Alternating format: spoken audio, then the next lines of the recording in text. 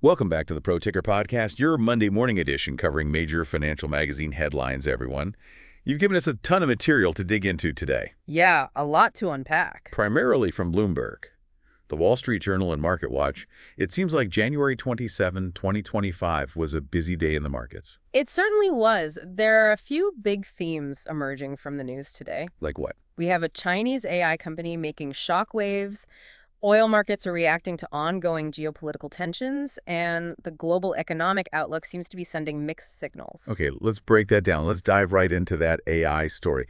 This company, DeepSeek, is really turning heads. MarketWatch called their mobile app launch AI's Sputnik moment. Wow. And even Mark Andreessen is impressed. That's saying something. Yeah. So what's the story there? Well, DeepSeek's R1 model, as Bloomberg explains, is achieving performance comparable to the big players like OpenAI and Meta. Okay, I'm familiar with those. Right, but what's really shaking things up is the cost. Okay. How so? They're doing it for a fraction of what their U.S. rivals are spending. Really? So how are they able to do that? It looks like their open source approach and laser focus on efficiency are giving them a real edge. Interesting, and this couldn't come at a more interesting time. The U.S. export bans on advanced chips to China were supposed to stifle their AI development. Right. But DeepSeek's founder told Bloomberg their biggest hurdle isn't funding its access to those very chips. Talk about unintended consequences. Exactly. DeepSeek is demonstrating that innovation can flourish even in the face of restrictions if they're achieving this level of performance with limited access to hardware. Imagine what they could do with the most advanced chips. That's an interesting thought. What does this mean for companies like OpenAI? It's a good question. I think there are a couple things to consider here. Okay, like what? First, will they be forced to lower their prices to compete? It's certainly a possibility. Right. DeepSeek's model is forcing everyone to reevaluate the cost-benefit analysis of AI development if they can achieve similar results with significantly lower expenditures. It raises questions about the massive investments being made by U.S. tech giants. Makes you wonder if they're backing the wrong horse. It does. And second, what about the impact on the hardware market if efficiency becomes the name of the game? Will the demand for those high-powered, expensive AI chips decline? That's a question a lot of people are asking. MarketWatch even highlighted how NVIDIA, a company heavily invested in AI chips, saw its stock drop over 13% on this news.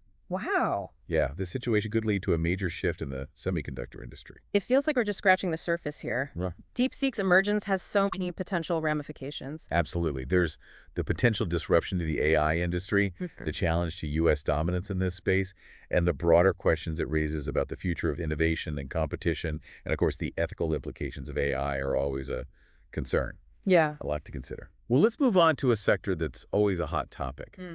Bloomberg painted a pretty volatile picture of the market with Brent crude hovering around $78 a barrel. Right. What are the major forces at play here? Well, the sanctions on Russian oil are still a major factor. They've created a global scramble for alternative supplies, particularly from the Middle East, as Bloomberg explains. This has driven up the price of Middle Eastern crude to a point where it's actually trading at a premium to Brent. That's pretty unusual. It is, yeah. Yeah, they even mentioned that the Brent-Dubai spread, which is the difference in price between Brent and Dubai crude, is the widest it's been since 2015. So what does that mean in practical terms? It shows that Middle Eastern crude is in high demand, Brooke. Refineries are willing to pay a premium for it because the alternatives are either limited or more expensive.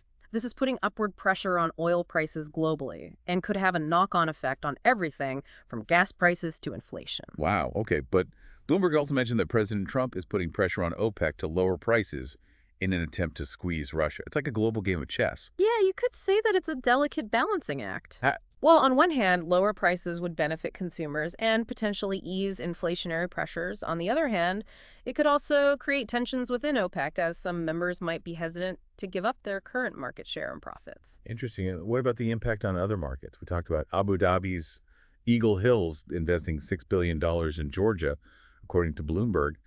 Will higher oil prices affect their projects? Absolutely. It's certainly a factor. Higher energy costs ripple through the entire economy. It could impact their construction costs, the affordability of housing, and even the pace of economic growth in Georgia. This is a great example of how interconnected the global markets are. So we have a lot of uncertainty in the oil market. We have OPEC's response to Trump's pressure, the duration of the sanctions on Russia, and the overall global demand for oil. It's a lot to keep track of. Definitely. And it's not just about oil itself. The energy sector is going through a major transition, with renewable energy sources playing an increasingly prominent role. How this all plays out will have significant implications for the global economy for years to come. Speaking of the global economy, let's turn our attention to the various economic outlooks presented in our sources. It seems like there's a lot of variation across different regions. Yeah. Let's start with Europe. The Wall Street Journal painted a mixed picture with Germany showing some signs of improvement, but still facing challenges, while France seems to be struggling with rising unemployment. Right. That's a pretty good summary. So let's unpack that a little bit. Sounds good. Okay, so Germany's business sentiment, as measured by their IFO Business Climate Index, is slowly recovering, but it's still at its lowest point since May 2020. Yeah, I saw that. The manufacturing sector is particularly pessimistic, likely due to the potential impact of President Trump's threatened import tariffs. And the Wall Street Journal also mentioned that those tariffs aren't just aimed at Germany. Canada and Mexico are also in the crosshairs.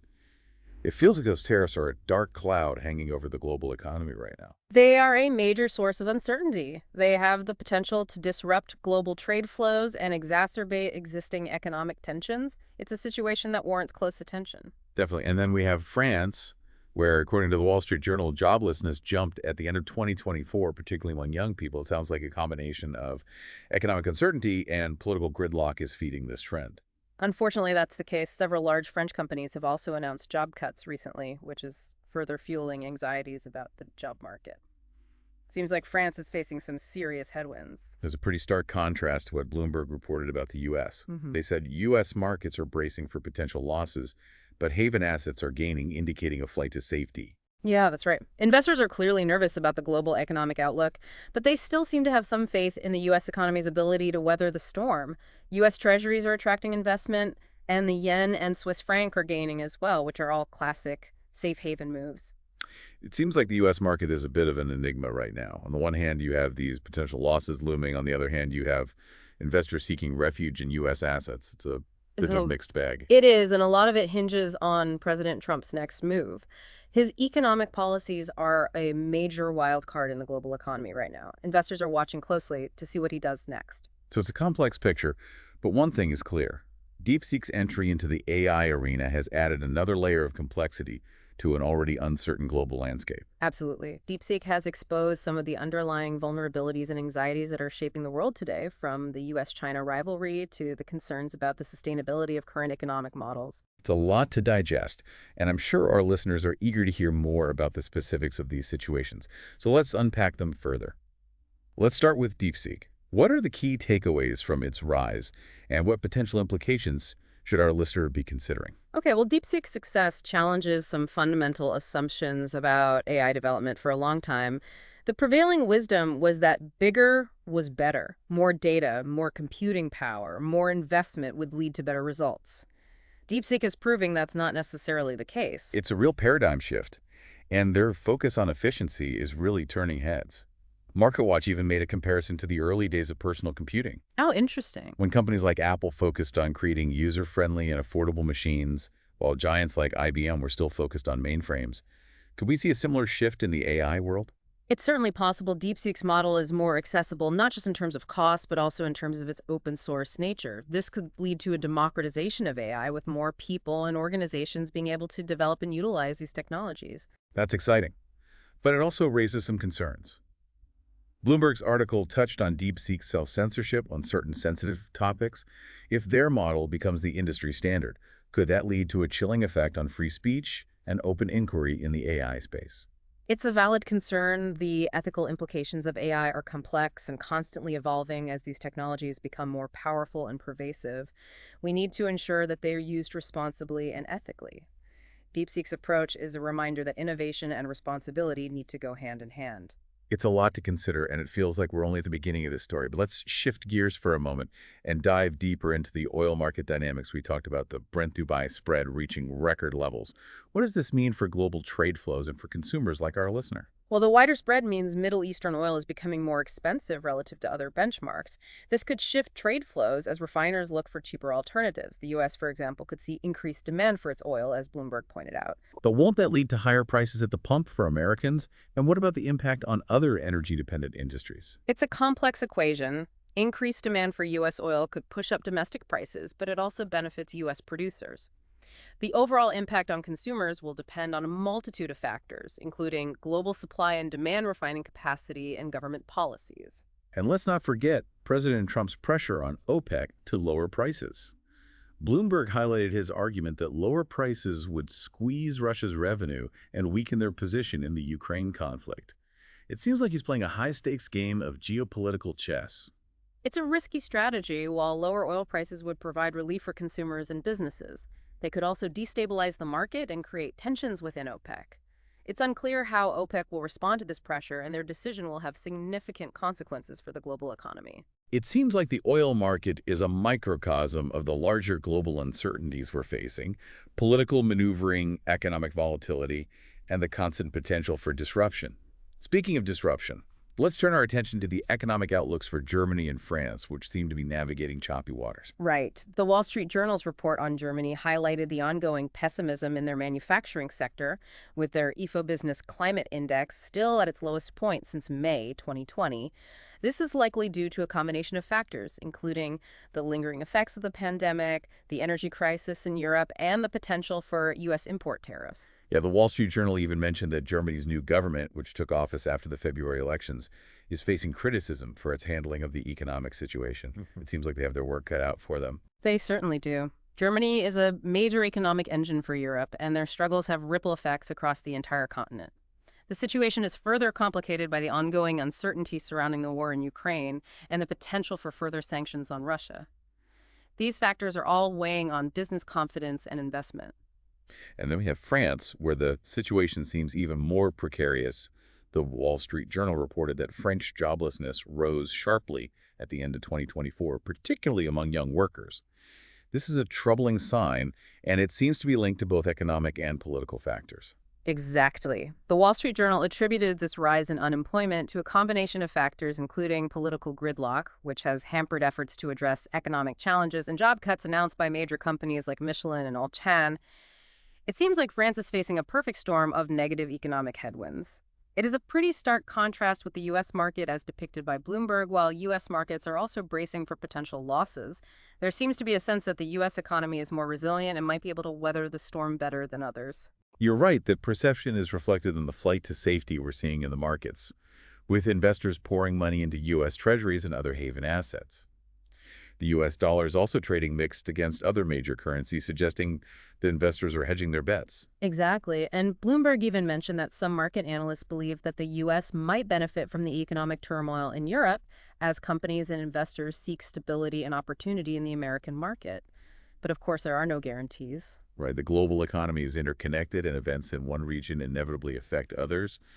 The U.S. economy is not immune to these global forces, and the ultimate impact of these trends remains to be seen. But hey, speaking of interconnectedness, let's circle back to that Abu Dhabi investment in Georgia that we talked about earlier. Oh yeah, Eagle Hills. Yeah, Bloomberg's article about their $6 billion plan to develop various projects, including residential, commercial, and infrastructure, stood out to me. It seems like a bold move considering the current global climate. Yeah, what did you make of that? Well, it made me wonder if there are some investors who see opportunity in Georgia's potential for growth.